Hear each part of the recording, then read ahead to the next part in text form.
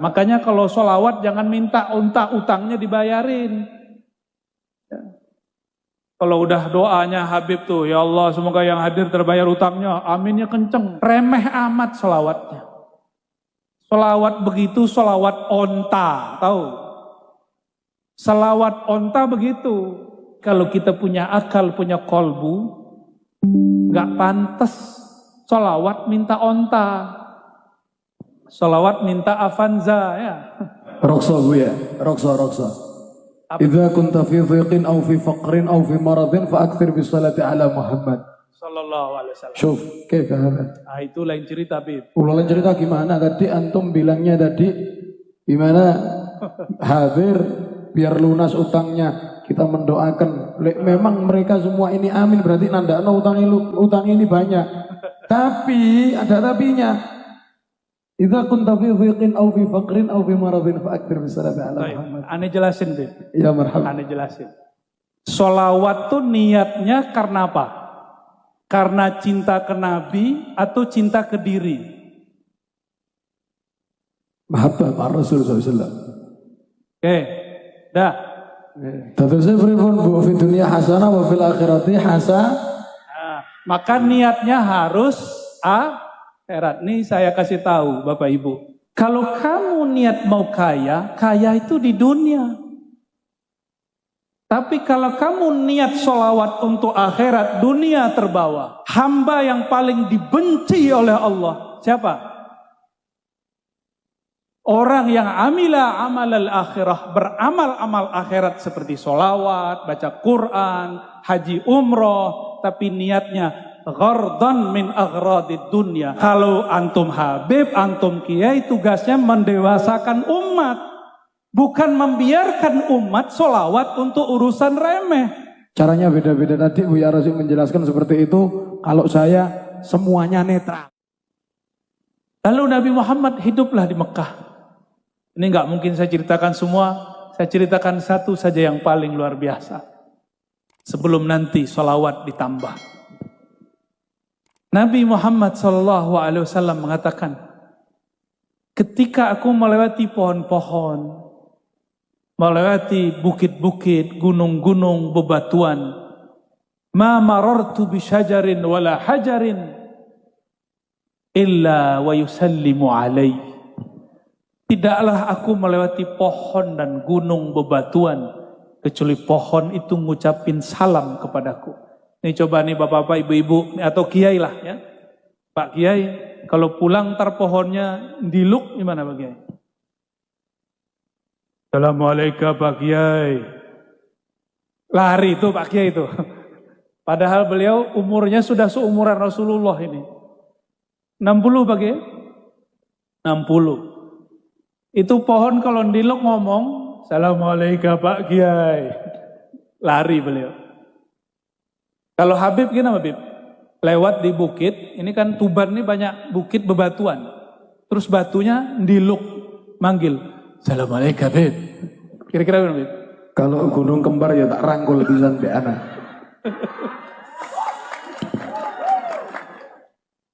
Ampun ketemu Habib Jawa ya. Ya, Habib Betawi lain, Habib Palembang lain. Kalau Habib Jawa, Masya Allah. Barakallah Habib.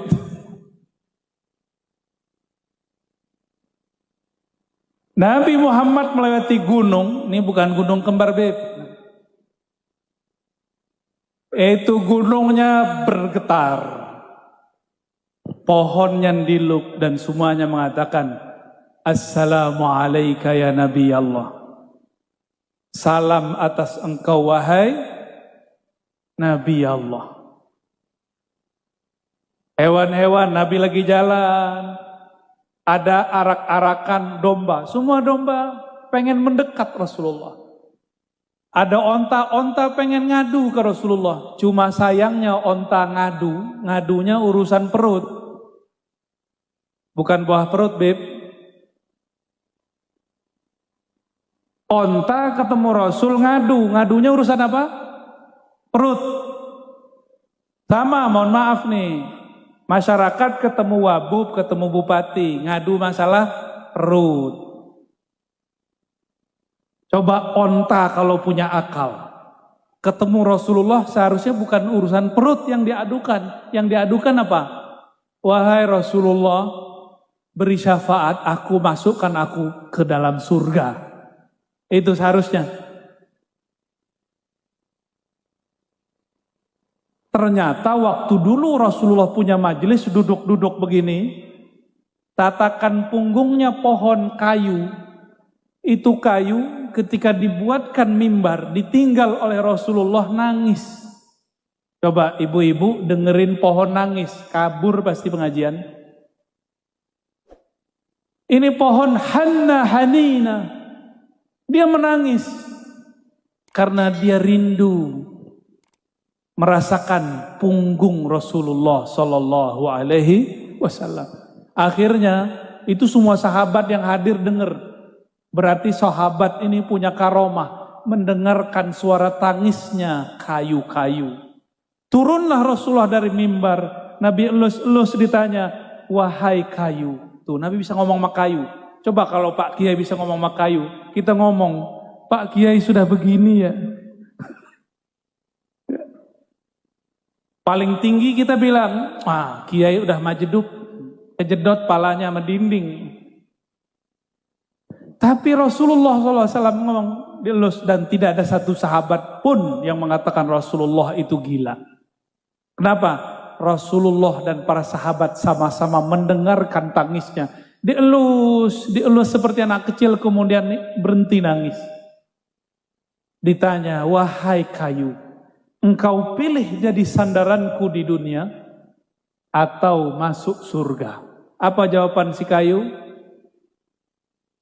Apa jawaban dia? Masuk, tapi menurut saya itu juga kurang benar, kurang sempurna, walaupun lebih tinggi daripada onta. Makanya kalau sholawat jangan minta onta utangnya dibayarin. Ya. Kalau udah doanya Habib tuh, ya Allah semoga yang hadir terbayar utangnya, aminnya kenceng. Jadi niat hadir sholawat bukan karena cinta Rasul, tapi supaya utang terbayar. Remeh amat sholawatnya. Sholawat begitu, sholawat onta, tahu? Sholawat onta begitu. Ketemu Rasulullah hanya urus masalah perut. Untuk onta itu udah keren, hebat. Dia tahu itu Rasulullah. Tapi kalau kita punya akal, punya kolbu, nggak pantas sholawat minta onta, sholawat minta Avanza ya, sholawat minta, sekarang yang lagi tren apa nih? Roksa bu ya, roksa. Idza kunta fi dhiqin aw fi faqrin aw fi maradin fa akthir bis salati ala Muhammad sallallahu alaihi wasallam. Syuf, kaifa hada? Itu lain cerita, Bib. Lain cerita gimana? Tadi antum bilangnya tadi gimana? Hadir biar lunas utangnya. Kita mendoakan, memang mereka semua ini amin, berarti nandakno utang ini banyak. Tapi ada tapinya. Idza kunta fi dhiqin aw fi faqrin aw fi maradin fa akthir bis salati ala Muhammad. Ane jelasin, Bib. Ya marhaba. Ane jelasin. Sholawat tuh niatnya karena apa? Karena cinta ke Nabi atau cinta ke diri? Mahabbah ma Rasul SAW. Oke. Dah, kalau cinta ke Nabi dapat berkah, punya penyakit sembuh. Bukan karena kita ingin sembuh tuh sholawat, itu kebalik. Orang seperti ini di dunia dapat syafaat, tapi di akhirat belum tentu. Nanti ketika datang di hari kiamat nanya, wahai Rasulullah syafaati saya, Nabi nanti jawab, kan sudah dibalas di dunia, utangmu lunas kan? Ya. Terusnya pripun bu, fi dunia hasanah wa fil akhirati hasanah. Maka niatnya harus akhirat. Nih saya kasih tahu Bapak Ibu. Saya dulu lama ngamalin sholawat pengen kaya, nggak kaya-kaya. Saya punya sakit nggak sembuh-sembuh. Tahu-tahu ditegur sama guru saya, seorang sayyid, seorang mursyid juga. Apa kata beliau? Kamu sholawat niatnya apa? Mau kaya, Kiai? Norak. Loh kenapa? Kalau kamu niat mau kaya, kaya itu di dunia. Tapi kalau kamu niat sholawat untuk akhirat, dunia terbawa.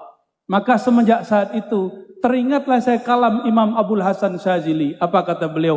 Abghadul ibad ilallah. Hamba yang paling dibenci oleh Allah. Siapa? Orang yang amila amal al-akhirah, beramal amal akhirat seperti sholawat, baca Quran, haji umroh, tapi niatnya ghardan min aghradid dunya, untuk urusan duniawi. Ini yang ngomong Imam Abul Hasan Syazili, beliau seorang syarif, zuriat Sayyidina Al-Hasan. Jadi tugas kita kalau antum Habib, antum Kiai, tugasnya mendewasakan umat. Bukan membiarkan umat sholawat untuk urusan remeh. Kita naikkan spiritual mereka yang tadinya sholawat hanya untuk urusan li izalati faqrin atau maradin, li qada'i hajatin. Sekarang kepada yang lebih tinggi. Apa yang lebih tinggi? Syafaat Nabi fid darain. Syafaat Nabi di dunia plus akhirat. Jangan hanya urusan dunia. Tugas kami itu Bapak Ibu, ya. Maka saya minta ampun kepada Allah jika dulu pernah mengajarkan kalau kamu sakit sholawat itu belum selesai, masih koma, harus diteruskan. Coba lihat sholawat tibil kulub. Yang pertama kulub atau jasad. Allahumma sholli ala sayyidina Muhammad. Tibil kulub, kulub dulu, baru nanti abdan, baru nanti absor. Karena kolbu urusannya akhirat, badan urusannya dunia. Akhirat dulu, ya. Nah, utang kita kepada Allah dan Rasul lebih besar. Nah, Bapak Ibu yang melakukan Allah, nah itu kalau mau naik pangkat. Tapi kalau mau kayak kemarin-kemarin nggak apa-apa. Sholawat biar bayar utang, itu ada ijazahnya, boleh. Ini disebut sholatul awam, sholat orang awam. Tapi kalau sholawat al-muhibbin al-arifin, sholawat orang yang kenal Allah, kenal Rasulullah, nggak begitu. Ya, sholawatnya karena Allah layak karena Rasulullah layak disolawatin. Nih saya tanya ke Pak Bupati, Wakil Bupati. Ini contoh nih Pak Wakil, ini belum Rasul nih. Saya puji-puji lagi di majelis. Saya punya pesantren. Ini saya puji-puji ini, Wakil Bupati adil, amanah, bla bla bla bla. Dalam hati niat muji Pak Wakil Bupati supaya pesantren saya dibangun, dibantu. Berarti niatnya apa? Memuji Pak Wakil Bupati. Dunia. Benar, udah bagus, bangun pesantren kan bagus. Bagus nggak? Bagus. Tapi memuji Pak Wakil Bupati bukan karena dia terpuji. Karena saya ingin dapat sesuatu. Boleh nggak? Boleh. Tapi Pak Wakil Bupati langsung tahu. Ah, ini Kiai mulai muji ada maksud nih. Ya. Maka itu Kiai nggak bisa jadi teman ngopinya Pak Wakil Bupati. Karena dia deketin saya ada proposal setelah muji. Boleh nggak? Boleh, tapi elok nggak? Ada orang muji Pak Wakil Bupati. Dari hati nggak ada maksud apa-apa. Nah, orang ini cocok jadi teman ngopi. Nyaman nggak Pak Wakil? Nyaman. Rasulullah sama orang yang niat apapun dikasih. Tapi Rasulullah memilih khawasus sahabah. Sahabat-sahabat yang khawas, yang mulia, itu sahabat-sahabat yang berjuang karena Rasulullah, bukan karena dirinya. Jadi ada sholawatnya itu sholawat nafsiyah namanya. Sholawat karena dirinya.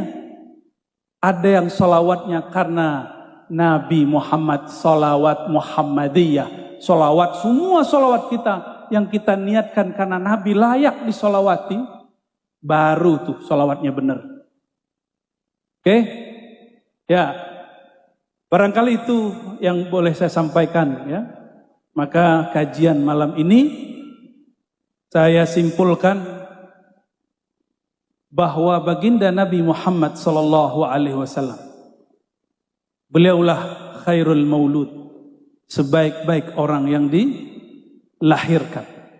Maka ibundanya juga adalah ibu yang paling mulia yang dilahirkan. Maka dimanapun beliau menginjakkan kaki, di sana semua benda, semua tempat mengucapkan salam. Namun kita harus beda dengan mereka karena kita punya kolbu, punya akal. Bersolawatlah karena beliau layak disolawati. Insya Allah jika sakit Allah sembuhkan. Tapi jika sakitnya tidak disembuhkan, kita tetap solawat. Karena solawat kita bukan karena tersembuh daripada penyakit. Kalau utangnya tidak terlunaskan, kita tetap solawat. Karena solawat kita bukan untuk urusan duniawi. Syukur-syukur jika berkah Allah lunaskan. Begitu barangkali. Wassallallahu ala sayyidina Muhammad. Assalamualaikum warahmatullahi wabarakatuh.